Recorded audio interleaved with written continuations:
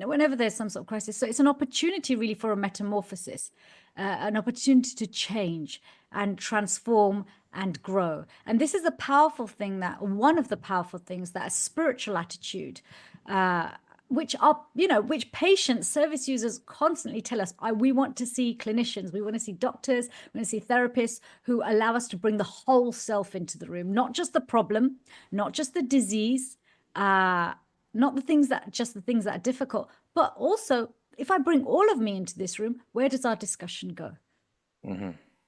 And spirituality can fill in a lot of those gaps. Absolutely, because we're going beyond the self being just a brain or the body, and understanding that the mind is more than the brain and body. This is definitely what science is telling us. Not everything the mind does is rooted in the brain, and vice versa. In fact, what we do with our mind creates changes in the brain. Yeah. Just like changes in the brain can create changes in the mind. But we are more than even just the mind. Om Namo Bhagavate Vasudevaya. Om Namo Bhagavate Vasudevaya. Om Namo Bhagavate Vasudevaya.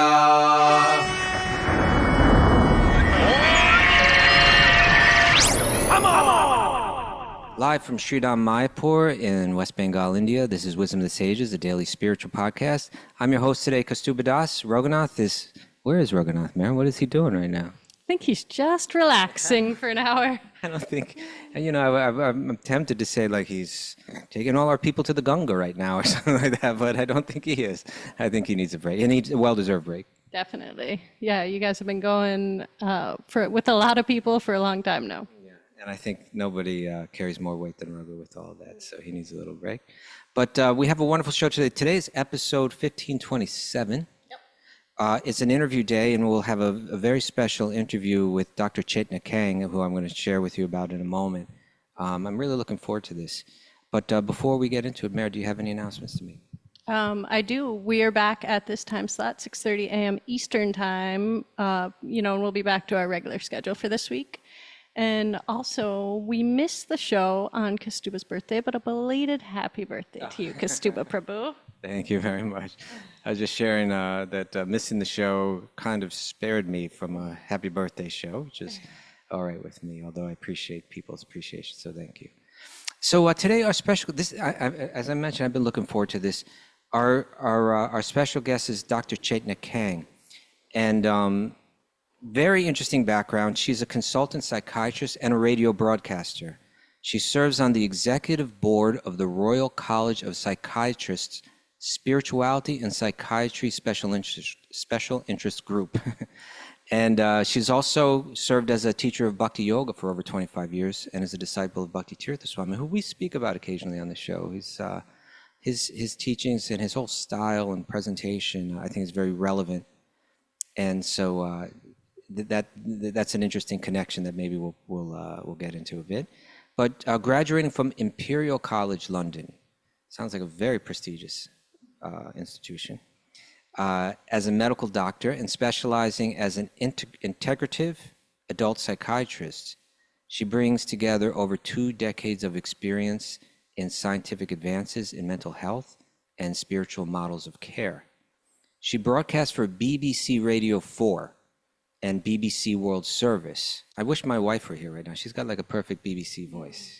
She would have said, broadcast for BBC Radio 4 and BBC World Service, and is well known for her spiritual commentary on current affairs, mental health, and well-being, reaching an audience in the hundreds of millions. She conceived of and presented Shrink Wrapped, a mental health and disability BBC radio show for 3 years, and features on TV, print, and digital media. Dr. Kang, thank you so much for joining us today.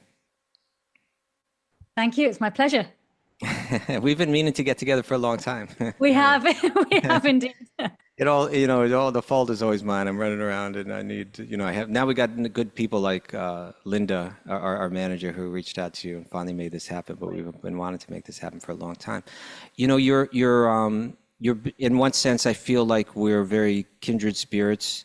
Your guru, Bhakti Tirtha Swami, is someone that I knew and have great respect for, someone that just a uniquely innovative, spiritually dynamic leader.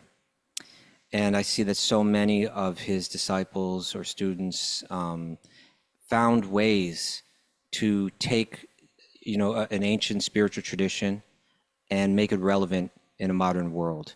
And actually, that's kind of where I would like to start with you. You have a unique background as both a consultant psychiatrist with a strong foundation in medical science, and at the same time, you're a dedicated practitioner of bhakti yoga with a spiritual faith, deeply rooted in ancient texts like the Bhagavad Gita and the Srimad Bhagavatam, which we read here on the show, daily.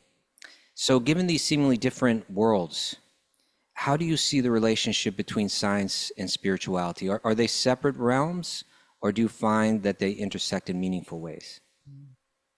That's a beautiful first question. Thank you for having me, first of all. And Thank you. thank you to everyone else for being here. Science and spirituality are interrelated. Actually, if we're trying to take a holistic approach to life, a 360-degree approach to life, the beautiful thing about that is that we can see how things are interdependent, how when they work together, they can work in a synergistic way and create something which is greater than their parts summed up. So if we look at science, science can be very spiritual, right? The focus of science is on improving quality of life, right? You look at scientific studies, they're generally in the pursuit of improving the quality of life, which is improving the quality of the self. Which aspect of the self they study depends on the interest of the experimenter or the researcher. So Okay. science has a big role in helping us to understand the how of things, right? How the brain works, how the body works, how society works. Scientific research goes into every realm. We look at spirituality. Again, it's all about improving the self, the spirit, rediscovering the self, recovering the self. Okay. And one thing that people often forget, though, is that spirituality is scientific. If you look at the journey that one takes through a scientific experiment, as well as the journey of spirituality, they both start with a hypothesis, right? You look at Bhagavad Gita, Krishna doesn't Yeah. say, oh, you must do this to Arjun. He presents him with the science of life. And then he said, deliberate on this as you wish and do what you want.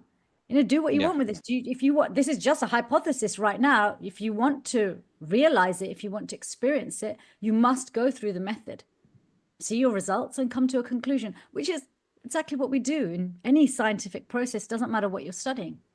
So spirituality is scientific, and science can be very spiritual. So equally, we can use, both things in such a way that the how and the why, spirituality is the why things happen. When we have both the how and the why, we can have a really good quality of life here and beyond, both externally and internally. I remember the first day, as soon as I got my results and I qualified as a doctor, the first person I called was my teacher, Bhakti Tirtha Swami. Okay. When I called him, he congratulated me, as you would. But the very next thing, so first he was very joyful and, oh, congratulations, well done. And then he became very grave. And he said, now remember moving forwards. I was like 22 years old. So it's quite a heavy message. He said, remember moving forwards. You're now a doctor of the body, the mind, and the soul. So whatever you're studying, whenever you're with anyone and you're trying to be of service to them, try and integrate these three things together. It's so interesting. I love the way that you express that science has to do with the how, something that we can perceive empirically, we can experiment with empirically, but empiric may not be the only way that we can experiment or experience results. And even if we figure out so much about life, we still don't necessarily know what life is all about. Is it about anything, and are we meant to learn anything, and where does it all go? So you feel that the spiritual studies that you do help really give more meaning to what the science can support. Absolutely, 100%. I mean, we're not just looking for things which are neuroprotective, okay? We're looking for things that are self-protective. And you look at Okay. the research and studies in terms of health and well-being. One can know how to fix a broken leg. One can know how to heal, uh, you know, a damaged brain or a traumatized mind, difficult feelings. But the why, what's it all about? Why have I come to this point? I mean, often one of the most common catalyst for a mental health crisis is change, Okay. desirable and undesirable change, positive and seemingly negative change. Mm-hmm. Both. People have breakdowns after weddings, after moving Right. home. These are all things we aspire for, right? Yes. So after having a baby, being pregnant is a state of health. It's the one thing in the health system that's a state of health and not disease, right? Okay. Change is one of the biggest catalysts for mental health crises. And the one thing I see time and time again is rather than focusing on I've lost or I'm about to lose something, what your life is telling you is, the way you used to do things is no longer working for you. Whenever there's some sort of crisis. So it's an opportunity really for a metamorphosis, an opportunity to change and transform and grow. And this is a powerful thing one of the powerful things that a spiritual attitude, which patient service users constantly tell us, we want to see clinicians, we want to see doctors, we want to see therapists who allow us to bring the whole self into the room, not just the problem, not just the disease, not the things that are difficult, but also if I bring all of me into this room, where does our discussion go? And spirituality can fill in a lot of those gaps. Absolutely, because we're going beyond the self being just a brain or the body, and understanding that the mind is more than the brain and body. This is definitely what science is telling us. Not everything the mind does is rooted in the brain, and vice versa. In fact, what we do with our mind creates changes in the brain. Yeah. Just like changes in the brain can create changes in the mind. But we are more than even just the mind. Okay. Well, you speak of 5 pillars of spirituality that are good for mental health. And as a theme for this show, I'd really like to explore those in a bit of depth. Could you just share with me where that's derived from and Sure. how you apply it?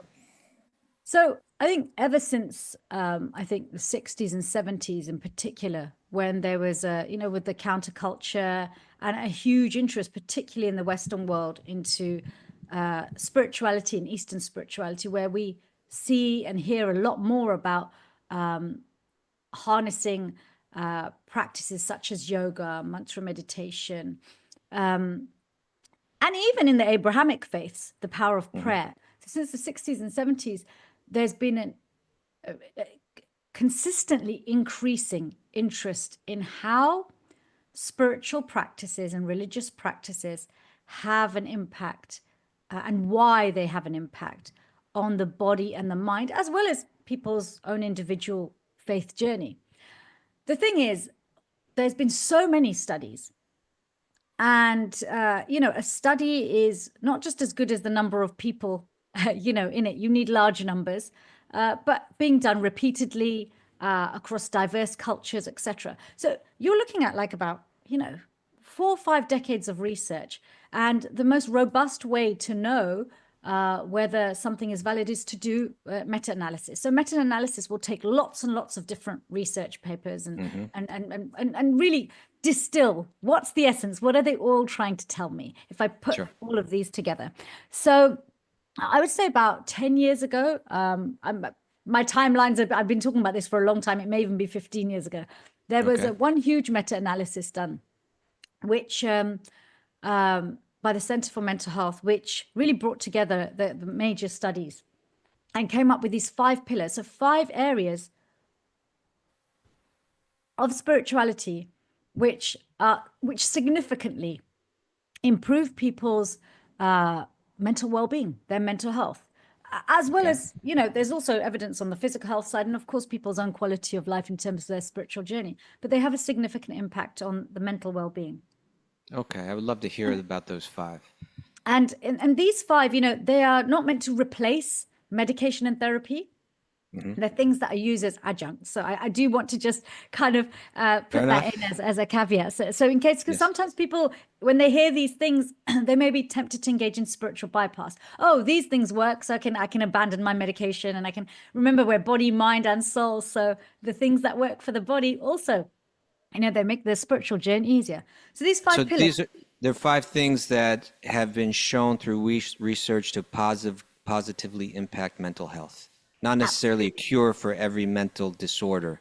No, they have a positive impact. What does this mean? This means they improve resilience in the mind. They help recovery. Okay, so they help the mind to become our friend rather than work against us. These are not in any particular order or in any particular strength or one's better than the other. I'm going literally based off my list. So the first one is the practices, the actual practices of spirituality and religion. For example, prayer, meditation, yoga. These are 3 big key areas which are worldwide.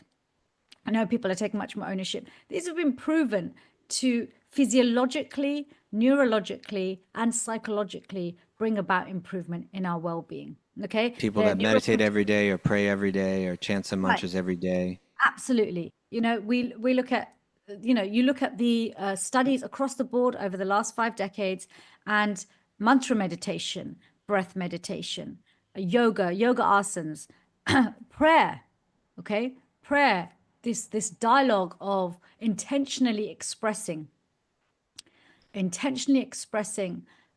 desires, or making a petition, or taking shelter through that prayer. This process, these practices themselves have been shown to have protective and nourishing impact physiologically and psychologically on the brain, the mind, and on the body. Can you speak about like how they physiologically?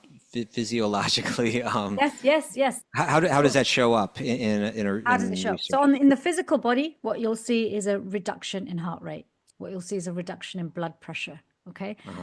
So you've got all your anti-stress hormones also being released. If you look at MRI scans, for example, MRI scans after mindfulness practices or mantra meditation practices, and this is where people have kept them up consistently, as well as, instantly we see these changes. But in the long term, what you'll see is you see a reduction in the centers of the brain, which are to do with fear, right? And you see more expansion and lighting up and growth in the areas of the brain which are to do with confidence, safety, and self-regulation. Okay. So these are just some examples. We could spend an hour on each of these. I'm sure. Yes. So this is the first area. So the practices, these are definitely good for your mental health. And doing them regularly is even better. Don't look for that quick fix. Just like when I prescribe medication, I'm like, listen, just because you feel good after 3 days doesn't mean you interrupt your medication. Okay. Carry on, right? The second thing. Hey, that's an interesting question. Yes. So you just mentioned like, okay, you might prescribe someone medication. Yeah. And of course, how you prescribe that, they're going to need to follow your directions on that to get the right results, or otherwise they might get some adverse results. Is it the same way with these spiritual practices? Are they safer in a sense, or are they potentially dangerous? So that's a very good question. When we are applying any system for improvement, it requires consistency. Okay. So certainly they should be done regularly, but they should also be done with guidance. I often say meditate responsibly, because, meditation can put you in a space where things come up. Things come up which are beyond the chatter of the mind. Often we're just used to working with our conscious mind, which is a very small part of our mind. You have the subconscious and unconscious. And often and those of you who, meditate on a regular basis, you'll know your mind will start throwing up things in that quiet space. Even going for a walk, your mind throws up, oh, wow, I didn't know I felt like that or thought like that, right? And meditating responsibly means that, and actually it brings me to the second thing, is a community of like-minded individuals is so very positive, because this is where a community of like-minded individuals, you're going to have people you look up to, you're going to have people you stand shoulder to shoulder with, your friends, and you're going to have those who look up to you, those that you guide. And this helps us to really understand what's coming up from underneath in such a way that it can be helpful and productive rather than a distraction. And this topic of, the other area of like-minded communities being very beneficial for our mental health really speaks to the avoidance of unheld existential crises, because like-minded spiritual communities, they help people to get not just the benefit of having community and socially supportive relationships, but socially supportive relationships that are in the pursuit of self-development, spiritual development, and psychological well-being in a holistic way, which actually avoids the existential crisis that can occur when people have spiritual questions, but they don't belong to any kind of community. They're trying to do it on their own. And then when it comes to a time when they're vulnerable in their mental health, those same existential questions become a source of vulnerability. Actually, research has shown that in one sense, religion has a strength over an individual unsupported spirituality, in that religion provides a community, a structure, and a framework. What you were talking about, like the prescription, Yeah. the instructions on the prescription. Because what we found is when people, and I see this in my clinic, sometimes young people will come and they'll think they have depression, and they come with, on the surface, what might look like symptoms of depression. They don't feel motivated. They don't feel like there's any point in existing. When you dig a little bit deeper, they actually have existential questions. Why? What's the purpose? They don't want to die. They have no suicidal ideas, Yes. but they don't see any purpose yet to themselves, to the world. These are existential questions. That doesn't mean they're depressed, right? Now, if they're just left to their own devices, they start to go lower and lower and lower, and it can become a depression because nobody's supporting them with that. I see. So those are healthy this is what I questions mean. to have. Yes. It's someone should come, and maybe a little melancholy in life brings you there. Yes, yes, but you need that like-minded community. So Gotcha. so this gives us our second pillar, but it also answers this question about prescriptions. Yes, there's a better way to do everything, and communities help us to understand that. And community, you mentioned that there's going to be people that I maybe respect and take guidance from. There's going to be people that are more like peers. There's going to be people that I might be able to help, which is something that we find very clearly in these ancient texts. It doesn't just talk about community, but it talks about within that community how you very intentionally relate with different people on different levels. Maybe perhaps that's a bit of prescriptive knowledge that might largely escape spiritual practitioners who haven't clicked into a real authentic spiritual community. Yeah, I agree. I think sometimes what can happen is people throw out this concept of spiritual communities out of fear of being exploited, fear of being misled, because historically we are inundated with every religious community's got its story of exploitation and people Sure. being misled. But what we don't hear about are the many success stories. And you look at any field, even if you look at the field of mental health, you've got more complainers blogging success stories. Because when people get better, they don't shout from the mountaintops that Right. they're better. They just get on with their life. But when Right. people aren't improving, they make more noise. Now, this is not to invalidate people's difficult experiences. Yes, Sure. unfortunately, people have been misled. But the fear that maybe it's gone wrong for some people doesn't invalidate the process, nor does it take away from the fact that there are genuinely good teachers and really healthy communities out there. And if you can't find one, make one. Become that Okay. which you don't see, I would imagine that from both the spiritual and the medical communities, you may have a common response of,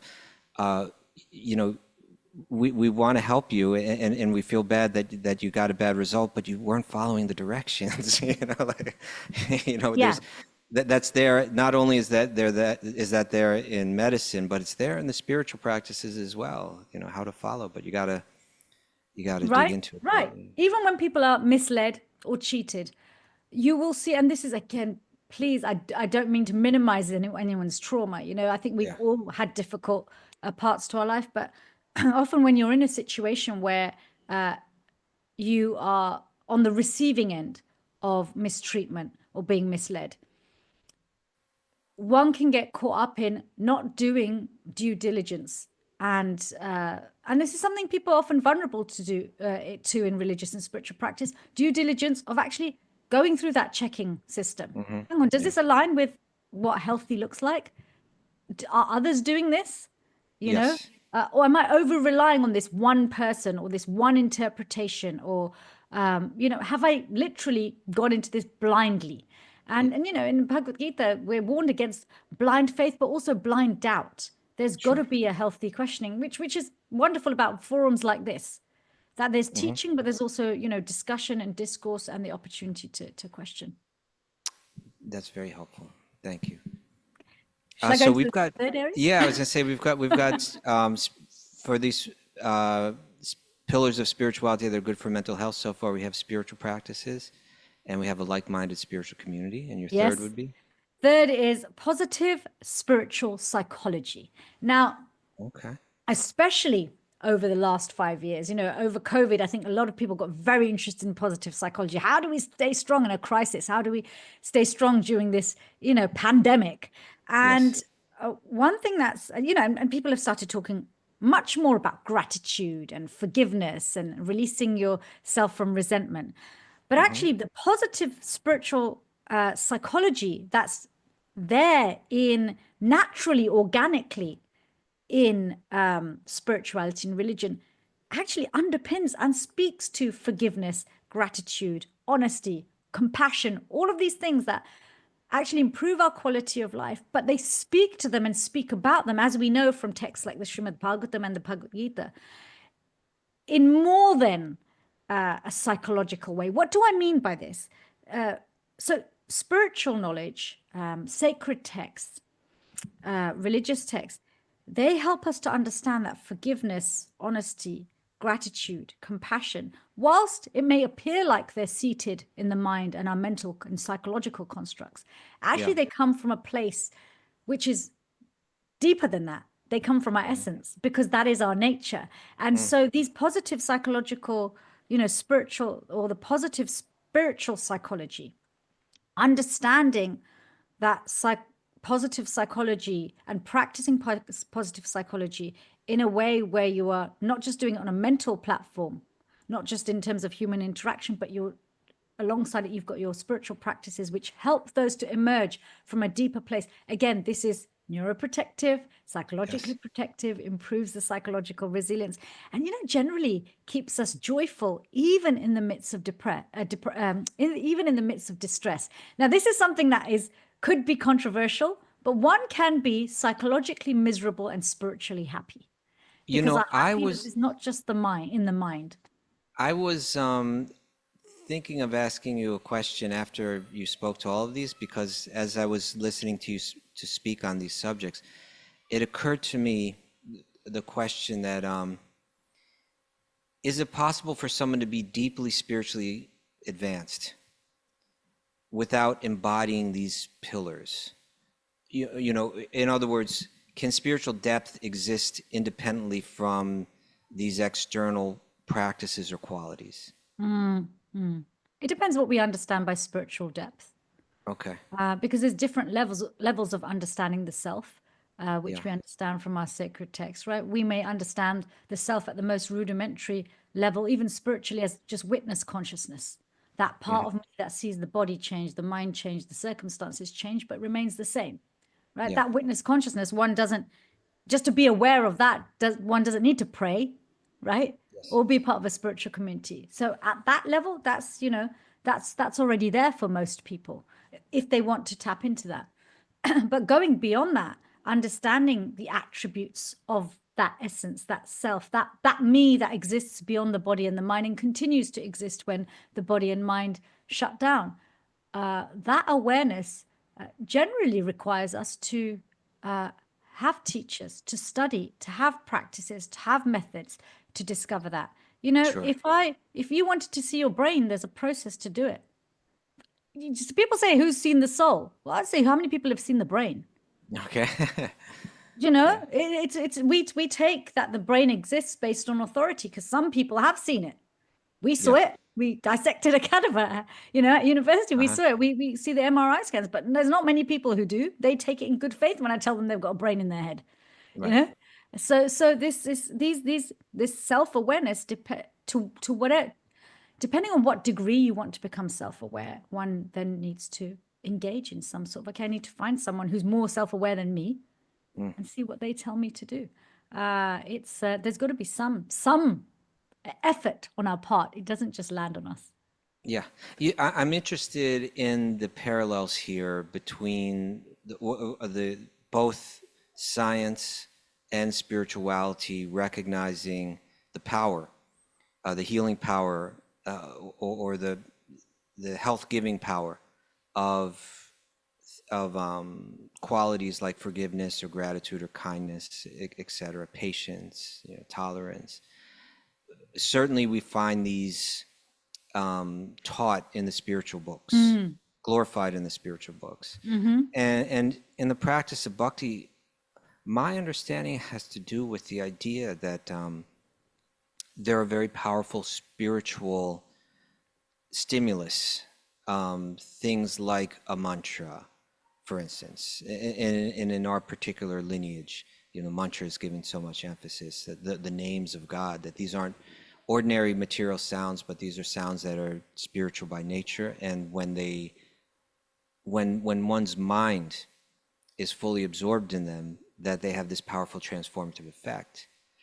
And so therefore we hear a verse like from Sri Chaitanya, Trinadapi Sunichena, one must practice, great humility and great tolerance and great respect for other living beings, and kind of let go, this detachment, of course, which is such an important aspect of spirituality. Let go of the need to be, glorified yourself, in a sense. And it's in that state that one can become deeply absorbed. So that in spirituality, there's a health giving aspect to forgiveness and gratitude and kindness, etc.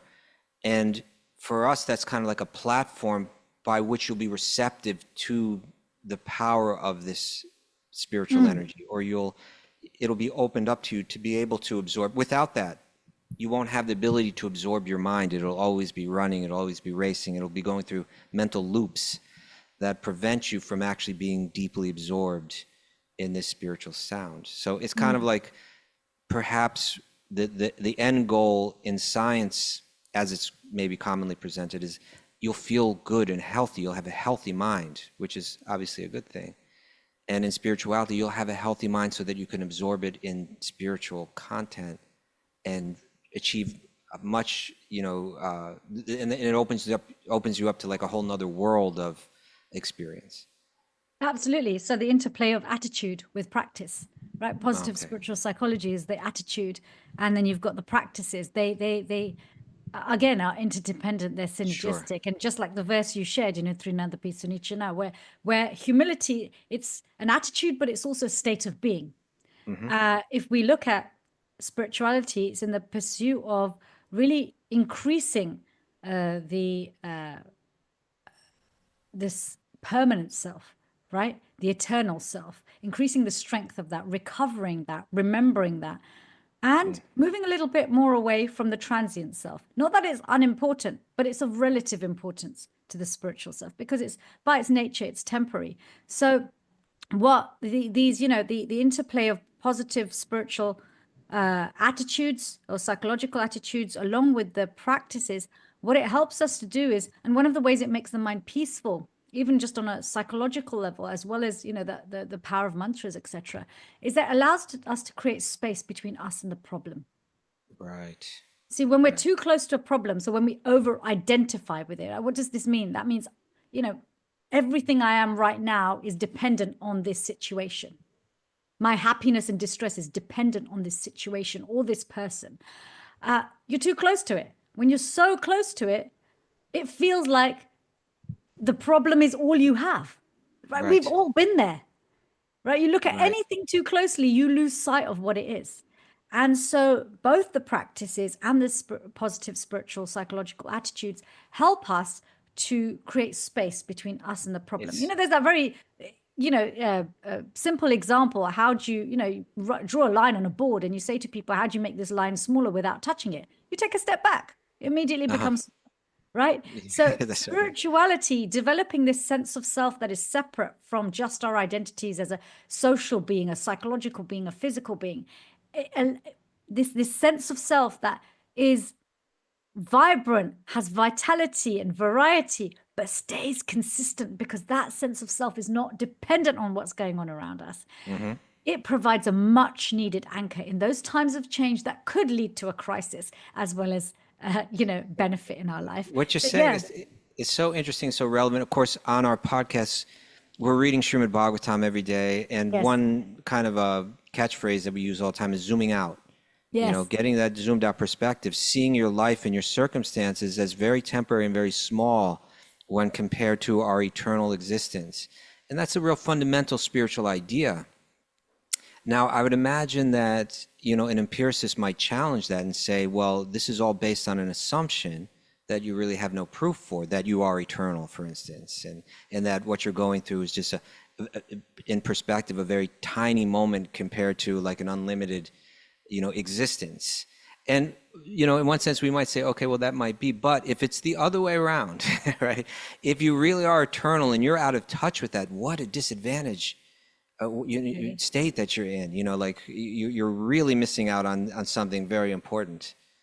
And it's just, yeah. and it's just interesting that this research and how you're framing it for us is that whether you believe in the spiritual or not, somehow what these spiritual texts are encouraging us to adopt rather, is very healthy for the mind. Absolutely. And if you look at a lot of these positive psychological attributes, they're antidotes to what's described as the enemies of the mind. Okay. So for sure. example, envy, the antidote to envy, and actually the enemies of the mind, as explained, not just in our sacred text, you talk about the 7 deadly sins, they pretty much are the same as the enemies of the mind. Yes. For example, this Bhagavatam describes this world and this reality as like a perverted reflection of our true reality, right? So our mind is a bridge from our external self to our inner self. So we can get stuck on the external self and never ever use it to go inwards. It needs to become our friend to help us go inwards. But one of the things that are blocking us are things like anger, envy, excessive desire, insecurity, particularly fear, and coming under illusion. All of these things, they stop us from being happy here. They do. Yes. Whether you're a believer or not, these things everybody can relate to, right? They make you miserable. When you're angry, you're miserable. Nobody wants to be fearful. Yeah, nobody wants to be scared. This is so all of these things, they make the spiritual and the human journey difficult. But if you look at this idea of the perverted reflection, right? So fear is a perverted reflection of love. Love comes from security. Fear comes from insecurity. Fear is rooted in a sense of self that's always changing. Love is rooted in a sense of self that is nourished, secure, never changing, but full of variety. You look at something like envy. Envy, you only envy someone because they've got something you want. It's a perverted reflection of appreciation. So it's just really powerful. Even if we look at these just as simply as, if you want to improve your quality of life, turn to spiritual psychology. You'll get, even if you don't want to believe in the soul or there's more to you and you just want to focus on the here and now, you'll experience shifts. You'll have a happier life. You will. We've got to pillar 3. We've got 2 more to go. Okay. So we've got spiritual practices. We've got like-minded spiritual community. We've got positive spiritual attributes. Yes. Positive spiritual psychological attributes. Right. So then we have one that people don't talk about much, but it's really valuable. And it's interesting that it's research, is sacred architecture and sacred space. Okay. Yes. Now, if you look across traditions, temples, mosques, churches, synagogues, even when you go to holy places, they have a geometry about them. Right? They have a visual appearance that makes us feel peaceful, right? It evokes, speaks to a more ancient part of ourselves, even like the languages that you hear, right? The oldest languages speak to the oldest parts of us. And we have parts of us that are older than the brain and older than our body, you know? So this, the fragrances that are there, the sounds, the fragrances, the things you can touch. So sacred architecture, or having a sacred space externally, they're designed to help us to enter the sacred space internally. And if you look at the way everything's aligned, it is aligned to quieten the mind. Okay, and if you look at nature, nature is naturally divine. It's naturally sacred.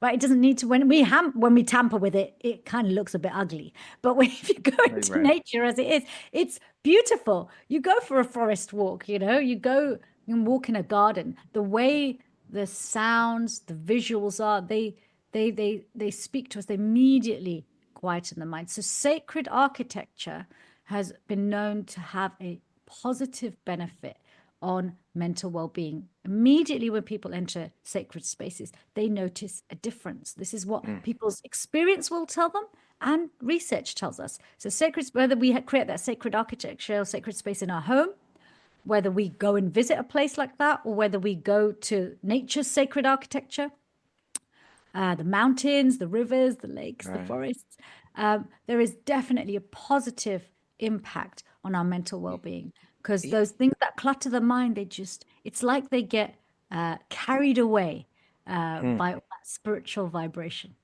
I had an experience recently because, you know, I've been practicing bhakti and reading Bhagavatam for nearly 40 years.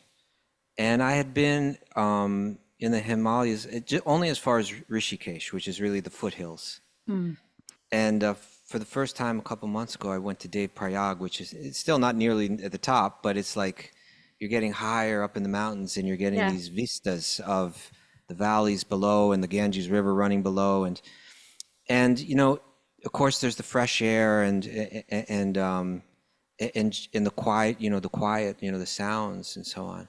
But I got this idea and this feeling that even just the physical visual perspective of looking down from the top of a mountain or from a high elevation seems to be psychologically very healthy, you know, which speaks to the zooming out that we're talking about, you know, just to rise up and look down, you know, and see the world as smaller than you normally see it is somehow a breath of fresh air and maybe relieve stress. Literally. You know. Yeah. Yes. Yeah. Literally as well.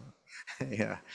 Yeah. But I felt it profoundly up there. You know, it's like this is different. You know, this is different. It's shifted mentally. It has a very real, you know, tangible effect on the mind. Yeah.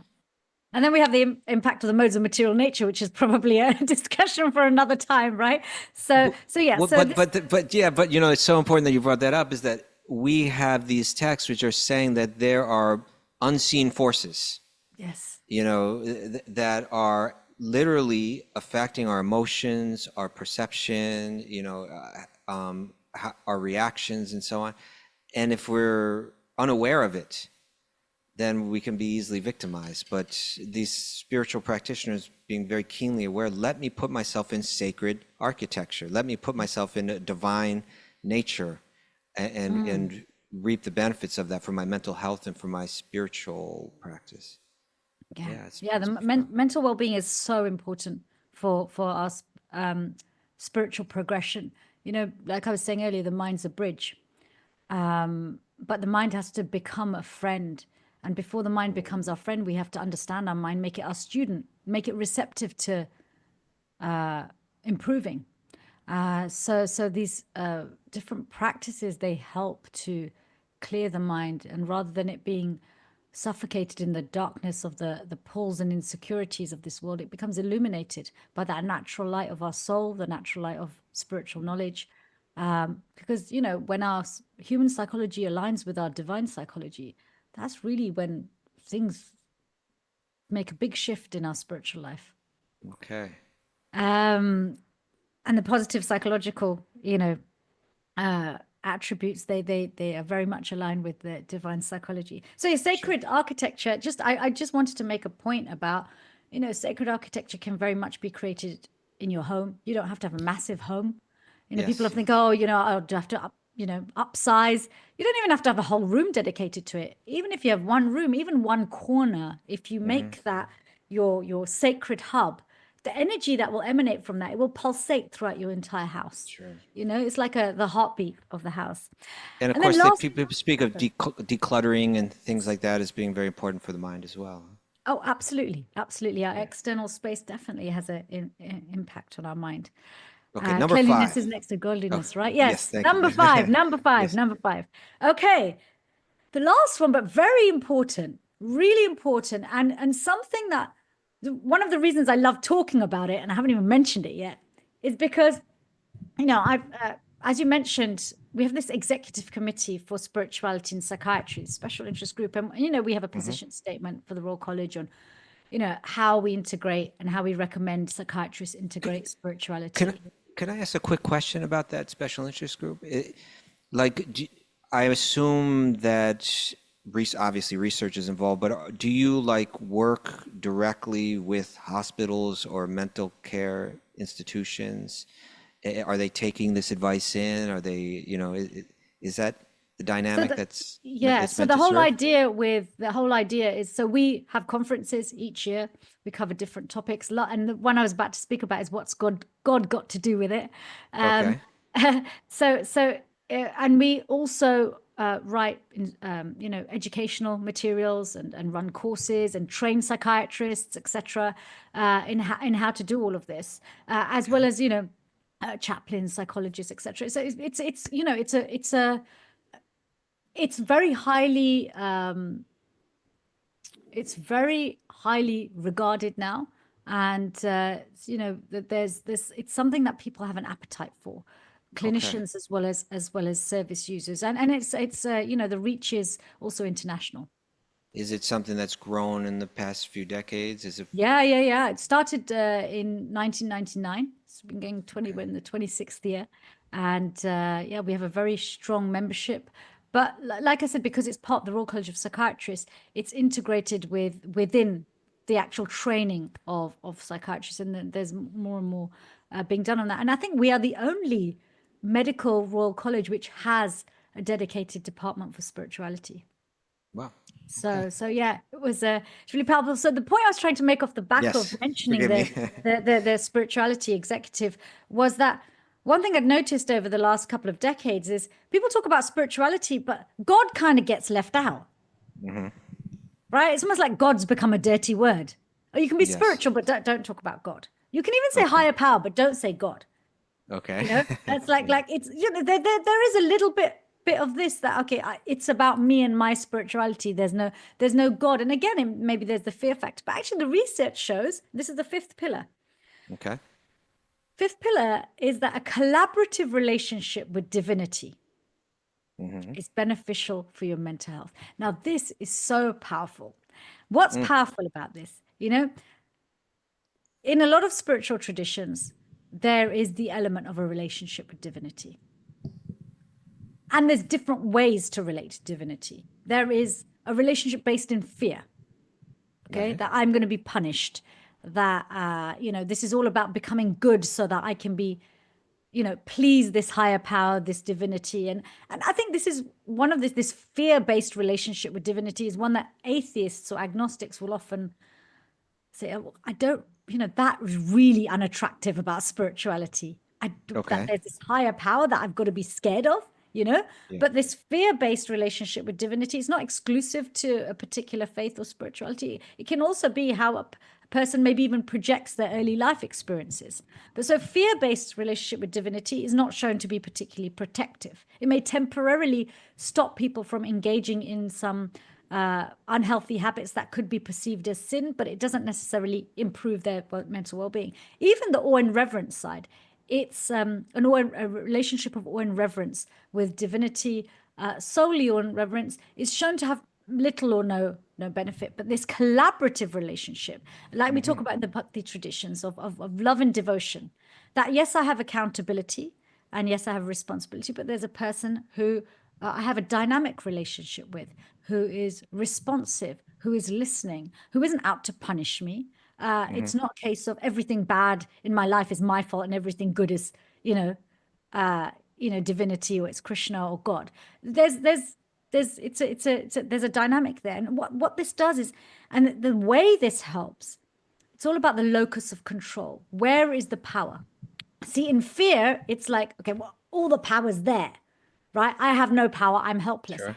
That's not a good mental space to be in for anyone, whether you're spiritual or not, right? Yes. When have we made wise decisions when we're scared? Never, So this locus of control is really important. Even though in reverence, the locus of control is a little bit more in our court, but pretty much it's very much on this other side, which again creates some feeling of helplessness. But in this collaborative relationship, there's a very empowered locus of control that I have the ability to affect change in my life. Right. And even if the cause is from a divine place or a divine person, that cause is collaborative, that cause is loving, that cause is always there, dependable. Of course, it's in I'm not sure if this idea is so clearly enunciated in other spiritual traditions, but in the Bhakti traditions, this idea that the divine person not only is loving, but is actually controlled by pure love. Yes. Right? So now both are vulnerable, right? Like, because and I suppose that is the nature of a loving relationship, whereas both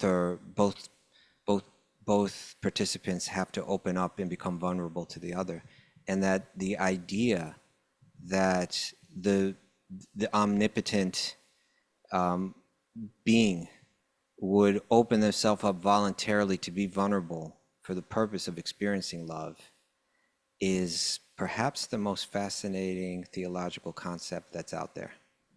Yes, beautiful. Yeah. It's one of the things that attracted me to the Bhakti tradition. I remember one of the first classes I heard. I never forget this sentence that, when you look at the most developed stages of spirituality, it's when the master becomes a servant. God stops being God, right? And this is what Bhakti talks about. How everywhere else it's okay, we have this relationship with divinity, but the divine is always superior to me.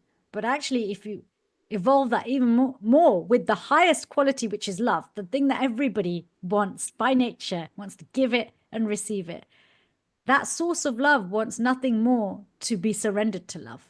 And so immediately becomes the servant in the face. And then you get these extreme examples of it. Like, for instance, okay, you just take the Bhagavatam, which great philosophers have written dense books to establish that this is the conclusion of all the Vedic literatures, which are so vast and so brilliant and so insightful. And that builds up to its pinnacle, which is Krishna and Vrindavan. And there you have Krishna and his expansion, Balaram, crawling as infants in the mud, reaching out for their mother and pulling on her sari as they're like slipping, on their knees in the mud. And when they pull on the sari of this woman, she turns around, they realize that it's not their mother. And then they become frightened, turn around and start crawling through the mud back to the real mother, right? All to experience some rasa, to experience some rasa of the love between a mother and a child that somehow he's so eager to experience and share. Even though he created it in the first place. Yeah, it's all his creation. Yeah, and he'll become that vulnerable, right? That he's this frightened little baby crawling in the mud. It's like, it's such a fascinating theological idea about the psychology of the divine. Yeah. Amazing. So about this collaborative relationship with divinity, one kind of common subject, a subject that we deal with a lot on our podcast, is some scientists who feel that science and spirituality are diametrically opposed, and who are keen to, I suppose, put forward different types of thinking that would deny in a sense, all that you're sharing. Like, in other words, that just the logic of that. If something is so healthy for your mind, perhaps there's some truth in it. Perhaps it should be explored. Perhaps it's worthy of exploration. Mm-hmm. Whereas they're like some modern popular science figures, science spokespersons, seem to be mentally unhealthily, speaking in, I would say, speaking in ways that reveal that perhaps they're not. I'm not saying this in an insult. I don't mean to say this in a way that's insulting, but perhaps part of their reasoning has to do with their own unbalanced mental condition or emotions. Possibly it could also be fear of the unknown. Which is, again, Yeah, that yeah. kind of fear would be a mental, a lacking of Fear is mental a health. powerful force. Fear Yeah. is very powerful.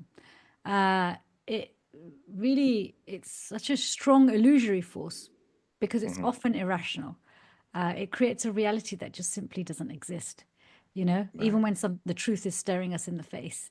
So everybody's entitled to their own opinion, Sure. right?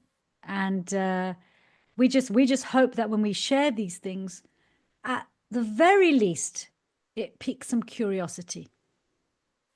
Right. And at least gives someone a chance, like, okay, maybe I've gone very far this way in my opinion against it. Maybe there's a little fear. Maybe there's a little concern. What is my concern? What is it that I'm scared of losing if I do invest some time and energy in this? But spirituality is a science. You've got to apply it to get the results. Nobody else's result is going to satisfy us. When you eat your meals, Kaustubha, sadly, it doesn't fill my tummy. So yeah, each person's got to try it for themselves. We just hope that these conversations give people the permission to try, at least try. Yeah. Okay. That's a great way, final thought to share. And can we? I've really enjoyed this conversation with you, Dr. Kang. Can we direct our listeners to a place where they can connect with you for more? Yeah. Yep. So Instagram and YouTube, it's just my name at Dr. Chetna Kang. Okay, we'll share those in the descriptions of the wherever we post this. I want to thank you again. It's been really great speaking with you. I find your work very fascinating, and I look forward to speaking to you again. Yes, and hoping to bumping into you sometime in person sometime soon. Yes. See you soon. Okay. Yeah. And thank you everyone for tuning in today. As Mara mentioned earlier, we'll be back tomorrow at our kind of new regular time. 6:30 a.m. 6:30 a.m. Eastern time. So we look forward. We'll be getting back into Srimad Bhagavatam and wrapping up the 8th canto. I guess we have 2 more chapters left. We've been having a wonderful time here with everyone. This has been a really, really great retreat that we've had. Uniquely great, I think. Somehow I anticipated it being uniquely great, and it's really delivered. It's been a great group of people. We'll have more to share about that tomorrow as well. Dr. Kang, thank you once again. And everybody, we will see you tomorrow. As Raghunath always says, let the magic continue to flow, and we'll see you soon. Haribol.